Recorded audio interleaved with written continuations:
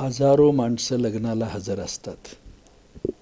अशा हजारो नातेवाईकांच्या आणि माणसांच्या इष्टमित्रांच्या साक्षीनं आपल्या आईबापाचं लग्न झालेलं आहे आणि केवळ स्वार्थासाठी जात बदलून जर कोणी एखादा जातीचा दाखला बदलून जर उमेदवारी मागत असेल तर अशा पद्धतीनं उद्याची DNA अडचणीत आणणार आहे. कारण नसताना आपला बाप बदलून सांगणं स्वार्थासाठी हे कधीही योग्य असणार नाही. पाहुण्या रावळ्यामध्ये देखील बेइज्जत करणार आहे.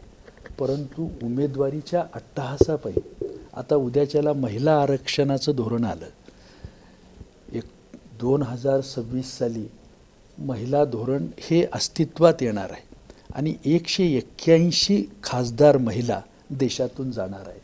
त्यावेळेला जात बदलणाऱ्या एखाद्या उत्तमराव जानकरांच्या सारख्या अभ्यासू विचारवंत सर्वपक्षाशी संबंध असलेल्या नेतृत्वाला वाटलं तर तो म्हणणार महिला आरक्षण आहे, मी साडी घालून आलो आहे, मला मान्य करा. कारण येऊ शकतात महिला साडी घालून महिला आलं की मी महिला झालो म्हणणार.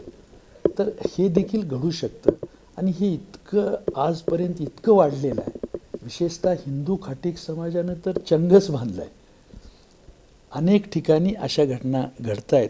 तर हे योग्य नाही. याला सोलापूरच्या दलित चळवळीमधल्या काही लोकांनी ऑब्जेक्शनही घेतलं, पण शेवटपर्यंत टिकताना त्यांना त्याचा त्रास झाला आणि या गोष्टी घडून गेल्या. पण हे घडू नये. तिकिटासाठी जात बदलणं असा व्यवसाय करण्यापेक्षा त्यांनी कामाटीपुरीत राहायलाच जावं हे जास्त चांगलं आहे.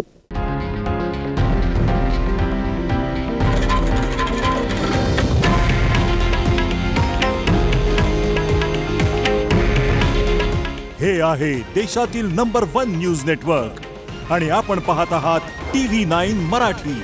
काळजी तुमची, हित महाराष्ट्राचं.